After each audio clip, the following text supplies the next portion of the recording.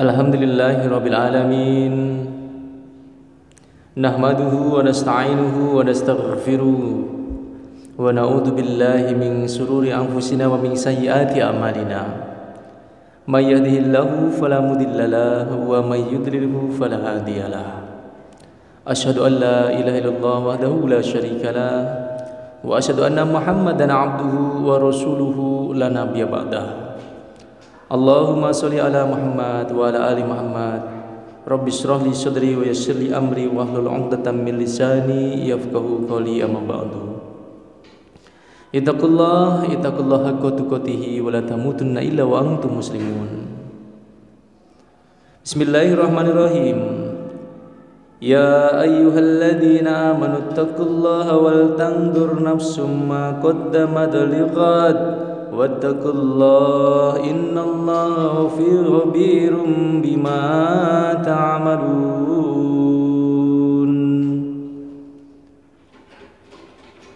Wa qala aidan bismillahirrahmanirrahim.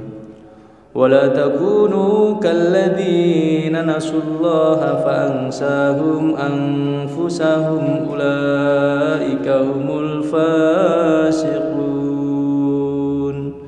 Wa qala Nabi Muhammad sallallahu alaihi wasallam innama bu'istu li utammima makarimal akhlaq. Shadaqallahul adzim wa shadaqa rasuluna bil karim wa nahnu ala dzalika minasyahidin wasyakirin walhamdulillahirabbil alamin.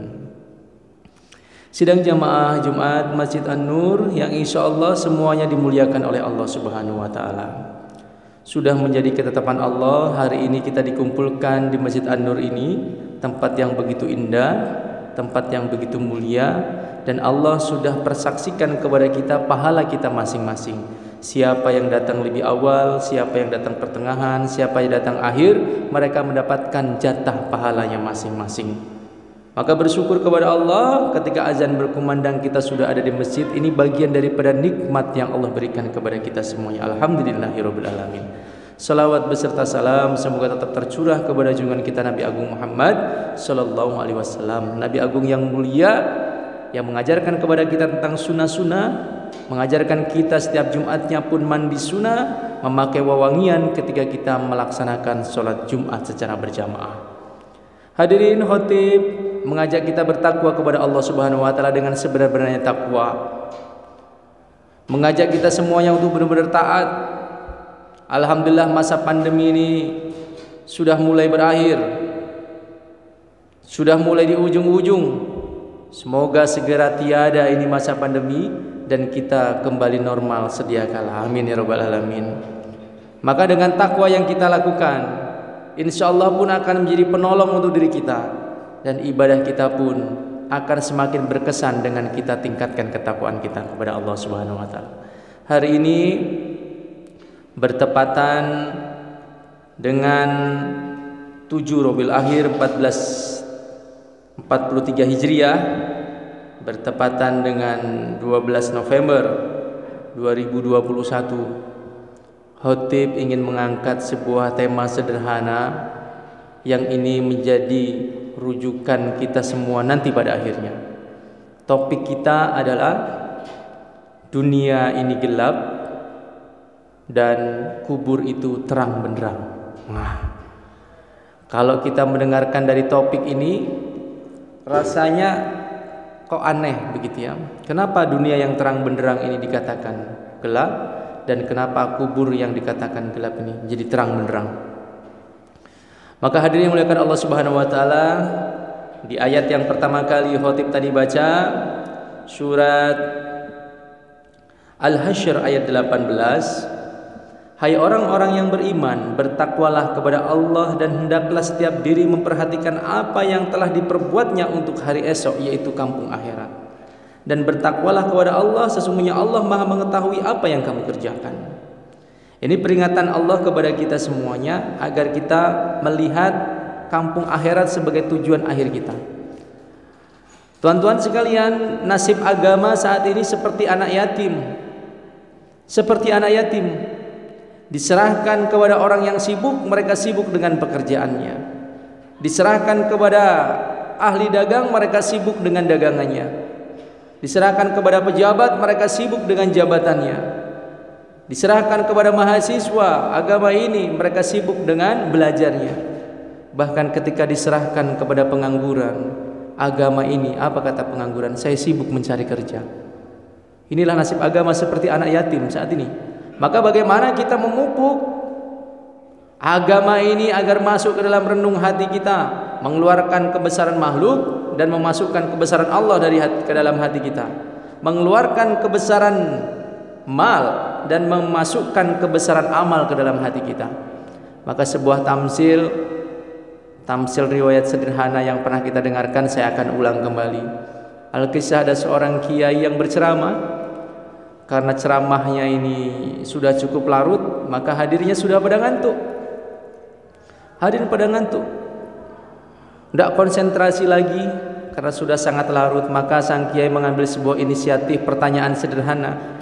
Begitu beliau mau masuk ke dalam atas podium, sudah masuk pembukaan, beliau langsung berbicara.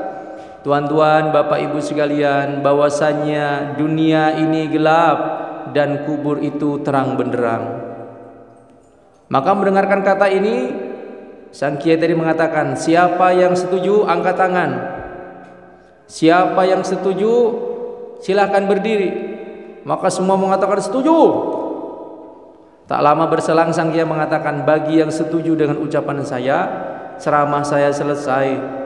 Silakan pulang ke rumah masing-masing. Maka hadirin itu dalam keadaan sudah sangat mengantuk padahal karena sudah terlalu larut malam panitianya, akhirnya pulanglah mereka. Tersisalah 3 orang pemuda yang dia ini rupanya tidak tidur pada saat itu, tidak tidur dan sangat memperhatikan fokus dengan apa yang disampaikan oleh kiai tersebut. Sehingga pada halnya sang kiai tersebut ditanya oleh pemuda tersebut, wahai kiai, kalau tidak salah mendengar kami tadi, kiai mengatakan bahwasanya dunia ini gelap gulita, tapi kubur ini terang benderang, kiai. Apakah benar demikian? Ya, kata kiai. Wah, kami kok susah percayanya ya kiai. Kalau emang kalian nggak percaya, ikut saya. Maka kiai ini membawa 3 orang tersebut ke dalam sebuah gua yang beliau ini berpesan sebelum masuk. Wahai 3 anak muda, ketahuilah, kalau kalian ingin mengetahui hakikat dari apa yang saya sampaikan tadi, nanti ketika kalian masuk ke dalam gua tersebut, kalau kalian bertemu dengan kerikil-kerikil, maka ambillah kerikil tersebut. Maka dibawainnya itu kresek, karung masing-masingnya. Orang yang pertama ini berpikir, wah, saya ini sudah tertipu yang pertama kali sama kiai tadi. Jangan saya tertipu untuk kedua kalinya. Nanti saya masuk, saya nggak ngambil kerikil sama sekali. Orang yang kedua berpikir, wah, saya ini ragu-ragu dengan ucapan kiai tadi itu. Masa masuk ke dalam gua gelap seperti ini, saya suruh ngambil kerikil, sedapatnya sajalah. Yang ketiga ini tipikal pemuda yang sami'na wa ata'na. Baik, karena kiai sudah menyampaikan kami harus mengambil kerikil, saya akan ambil kerikil sebanyak-banyaknya. Maka 3 orang tersebut dengan pikirannya masing-masing, satu tidak mengambil apa-apa, satu mengambil hanya sebagiannya saja, semaunya saja, sekedarnya saja. Tapi yang satu serius mengambil kerikil yang banyak, sampai penuh itu daripada wadah tersebut. Ketika keluar dari situ, maka sang kiai mengatakan, bukalah kerikil tersebut. Orang yang pertama kali sangat kecewa. Kenapa? Karena ternyata saya tidak bawa apa-apa, kosong saya. Orang yang kedua lebih kecewa. Bagaimana saya tidak kecewa? Yang saya buka ini isinya sedikit. Ketika dibuka ternyata itu adalah batu-batu permata. Dan yang ketiga, alangkah beruntungnya orang tersebut karena begitu dibuka dia mendapatkan batu permata yang sangat baik, sangat bagus dan sangat banyak. Kata kiai, inilah yang namanya tamsilan, nak. Ya, gua itu ibarat seperti dunia ini. Nanti kalau kita sudah masuk alam kubur, itulah terang benderang. Kalau kita bisa membawa amal yang banyak, maka hidup kalian akan terang benderang di dalamnya ketika kalian keluar daripada gua. Inilah hakikat tuan-tuan sekalian. Maka bagaimana kita sekarang mengumpulkan harta benda, mengumpulkan ilmu, ini dipakai untuk taat kepada Allah. Harta kita dibagi 3. Harta yang kita makan jadi kotoran, harta yang kita tinggalkan jadi rebutan, dan harta yang kita sedekahkan, ini yang menjadi tabungan kita. Maka jangan sampai nanti kita termasuk orang-orang kategori yang menyesal di alam kubur. Mari kita coba lihat penyesalan orang-orang yang dalam kubur banyak sekali.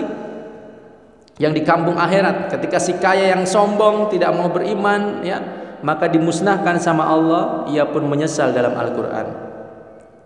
Apa penyesalannya? Ya laitani lam usrik bi rabbi ahada. Aduhai, kiranya dulu aku tidak mempersekutukan seorang pun dengan Tuhanku. Menyesal mereka. Di alam akhirat tadi banyak yang menyesal.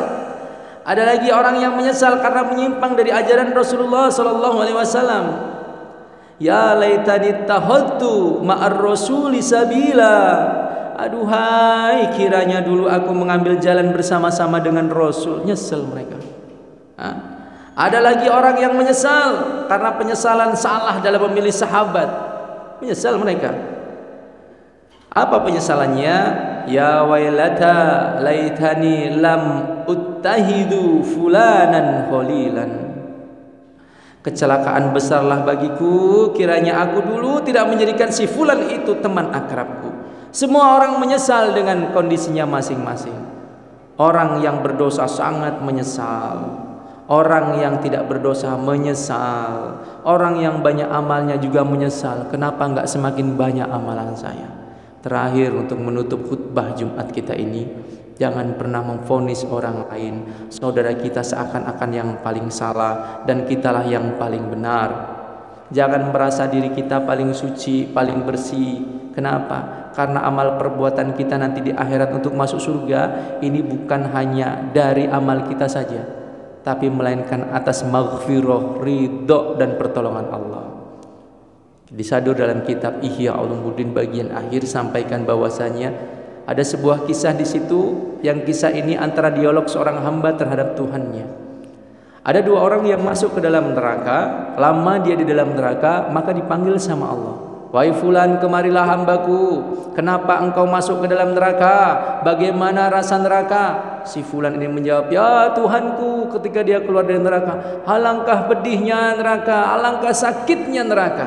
Seandainya seluruh kebahagiaan dunia dan akhirat surga ini dibandingkan dengan rasa sakitnya dalam neraka satu celup saja, maka hilang kebahagiaan itu.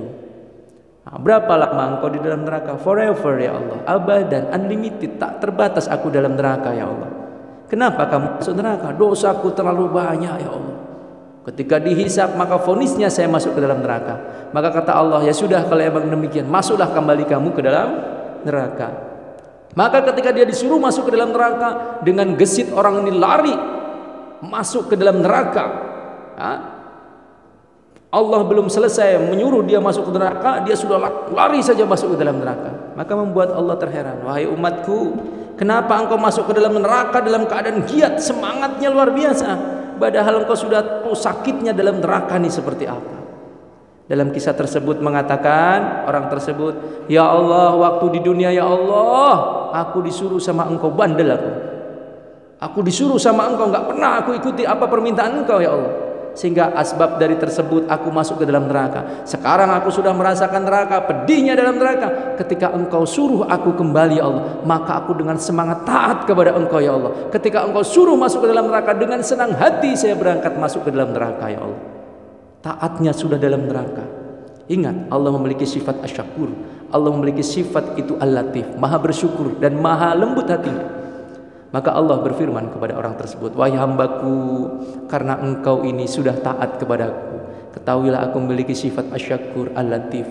Maka karena engkau taat ini kepada aku suruh kamu masuk neraka, langsung lompat kamu ke dalam neraka. Karena kasih sayangku, masuklah engkau ke dalam surgaku. Allah ampuni orang tersebut. Dosa yang banyak Allah ampuni. Tidak ada yang tidak mungkin bagi Allah, karena Allah memiliki sifat jaiz. Datang lagi orang kedua dipanggil sama Allah, hai fulan hambaku, kemarilah. Kenapa engkau masuk neraka? Berapa lama engkau dalam neraka? Apa rasanya neraka? Ditanya demikian, wahai Allah, sakitnya neraka ya Allah. Seandainya seluruh kebahagiaan yang ada di surga saja dikumpulkan, aku ini masuk neraka sekali, lupa aku dengan kebahagiaan tersebut. Saking pedihnya itu neraka. Berapa lama kamu dalam neraka wahai hambaku? Unlimited ya Allah, forever ya Allah, abadan abadan, tak terbatas waktuku ya Allah dalam neraka. Hasil sidang vonisnya demikian.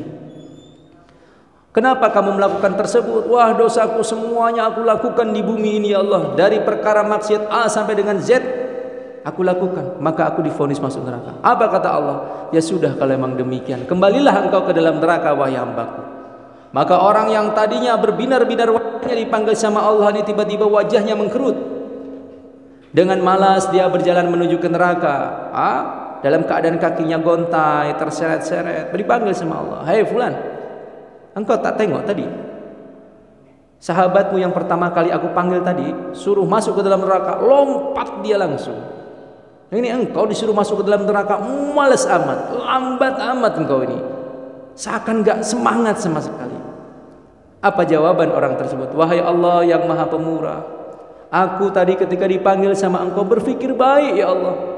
Aku sudah lama masuk dalam neraka. Ketika aku dipanggil sama Allah, maka aku berpikir alangkah baiknya Allah, pasti aku akan dikeluarkan dari neraka dan aku akan dimasukkan ke dalam surga. Aku sudah berbaik sangka kepada Allah, kepada engkau ya Allah, tapi ternyata hasilnya aku tetap saja masuk neraka. Ya Allah, maka demikian ya Allah, aku malas-malesan masuk ke dalam neraka. Apa jawab Allah? Masya Allah, aku memiliki sifat asyakur, aku memiliki sifat al-latif, aku pandai bersyukur, maha berterima kasih, dan aku lembut hatinya. Wahai hambaku, engkau telah berbaik sangka kepada aku, maka karena ridhoku masuklah engkau ke dalam surgaku. Ya Allah maha pemaaf, innallaha ghafurur rahim, Allah maha pengampun, maha penyayang. Maka kita jangan vonis saudara kita dikit-dikit neraka, dikit-dikit kafir, dikit-dikit tidak benar. Jangan. Tidak ada yang tahu. Allah maha mengampuni dosa-dosa hambanya. Bukankah kita pernah mendengar bagaimana dosa seorang pembunuh yang sudah ratusan kali, nyaris 100 kali membunuh, tapi ketika dia bertobat dalam perjalanan tobatnya saja, akhirnya dia diampuni sama Allah. Bukankah kita pernah mendengar kisah seorang pelacur yang lama dia menjadi seorang pelacur hanya gara-gara memberikan minum seekor anjing dengan menggunakan trompah sepat jitnya, ternyata dia diampuni sama Allah dan dimasukkan ke dalam surga.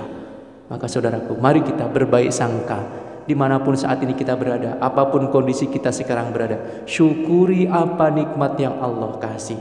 Bagi yang sekarang bekerja, syukuri, karena secapek-capeknya kita bekerja, lebih capek lagi orang yang sedang mencari kerja. Maka syukuri apapun bentuk yang Allah kasih, sehingga kita menjadi pribadi yang bisa beruntung karena berbaik sangka kepada Allah.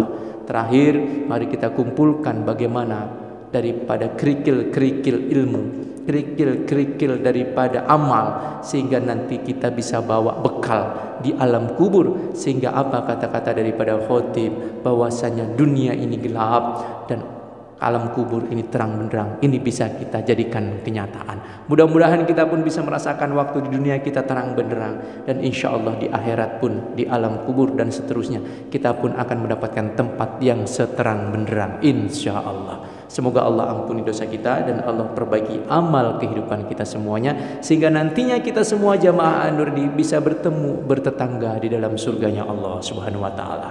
Barakallahu wa lakum fil Qur'anil azim wa nafa'ani wa iyyakum bima fihi min ayati wa dzikril hakim. Aqulu qouli hadza fastaghfiru innahu huwal ghafurur rahim.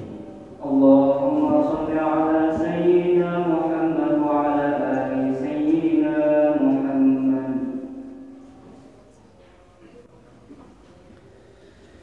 Alhamdulillahirabbil alamin, wassalatu wassalamu ala asrofil anbiya wal mursalin wa ala alihi wa sahbihi ajma'in. Allahumma sholli ala sayyidina Muhammad wa ala ali Muhammad. Rabbi shrah li sadri wa yassir li amri wa hlul 'uqdatam min lisani yafqahu qawli. Ittaqullaha haqqa tuqatih wa la tamutunna illa wa antum muslimun. Bismillahirrahmanirrahim. Wal 'asri innal insana lafi khusrin illa alladziina amanu wa 'amilus sholihati wa tawassaw bil haqq wa tawassaw bis sabr. Sesungguhnya manusia dalam keadaan merugi. Allah bersumpah demi masa, siapapun kita yang hadir hari ini rugi semuanya. Tak ada yang beruntung kecuali siapa orang yang beruntung? Ya, wa amilus sholihat, yang mengerjakan amal yang soleh. Wa tawassaw bil haq, ya, yang mengajak dalam kesabaran. Wa tawassaw bis sabr, yang mengajak ke dalam kesabaran. Siapapun diri kita, kalau kita mau beramal soleh, melakukan yang terbaik, ibadah yang terbaik, saling menjaga bagaimana kita mengajak kebenaran dan sabar dalam memperingatkan orang, maka insya Allah siapapun diri kita akan menjadi pribadi yang beruntung. Mari menjadi pribadi yang beruntung dengan sama-sama menegakkan kalimatullah dan sama-sama mengajarkan kebaikan dan mencegah kemungkaran dengan penuh kesabaran. Semoga Allah ampuni dosa kita. Mari angkat tangan doa kita semuanya. Kita berdoa agar dikabulkan sama Allah Subhanahu wa taala. Allahumma ighfir lil muslimin wal muslimat wal mu'minin wal mu'minat al ahya'i minhum wal amwat ya qadir hajat innaka ala kulli syai'in qadir. Rabbana dzalamna anfusana wa illam taghfir lana wa tarhamna lanakunanna minal khasirin. Rabbana la tu'akhidna in nasyina aw akhtana. Rabbana wa la tahmil alaina isran kama hamaltahu alal ladzina min qablina. Rabbana la tuhammilna ma la taqata lana bi wa'fu 'anna waghfir lana warhamna anta maulana fansurna 'alal qaumil kafirin. Ya Allah yang Maha mengampuni, ampuni dosa kami sebesar apapun ya Allah, keburukan masa lalu kami ya Allah. Tutup aib-aib kami ya Allah, dan izinkan kami nanti semuanya bertetangga di dalam surga-Mu ya Allah. Ya Allah, amalan kami yang sedikit ini ya Allah, dosa kami yang banyak ya Allah, Kau terima ya Allah kebaikan kami ya Allah. Tutuplah segala keburukan kami dengan amal kami yang sedikit ini ya Allah. Ampunilah dengan rahmat-Mu ya Allah serta ridha-Mu ya Allah, sehingga Engkau ampuni segala dosa-dosa kami ya Allah. Ya Allah, jadikan ya Allah kaum muslimin dan muslimat seluruh dunia ya Allah, khususnya yang ada di masjid ini ya Allah, Kau berikan ampunan ya Allah, kemudahan dalam bentuk rizki melimpah ruah lagi membawa berkah ya Allah. Izinkan kami semua datang ke tanah suci Mekah dan Madinah ya Allah. Allah, sesulit apapun kami mudahkanlah ya Allah, seberat apapun masalah kami ringankanlah ya Allah, seburuk apapun masa lalu kami tutupilah ya Allah, dan kami berserah diri kepada Engkau. Ampuni dosa kami, masukkan kami ke dalam surga-Mu ya Allah. Rabbana atina fid dunya hasanah wa fil akhirati hasanah wa qina adzabannar. Bi fadlika subhana rabbika rabbil izzati amma yasifun. Wassalamu alal mursalin walhamdulillahi rabbil alamin. Ibadallah ya'murukum bil adli wal ihsan wa itaa'il qurba wa yanha 'anil fahsya'i wal munkar wal baghi ya'idukum la'allakum tadhakkarun wa la dzikrullahi akbar. Aqimus shalah.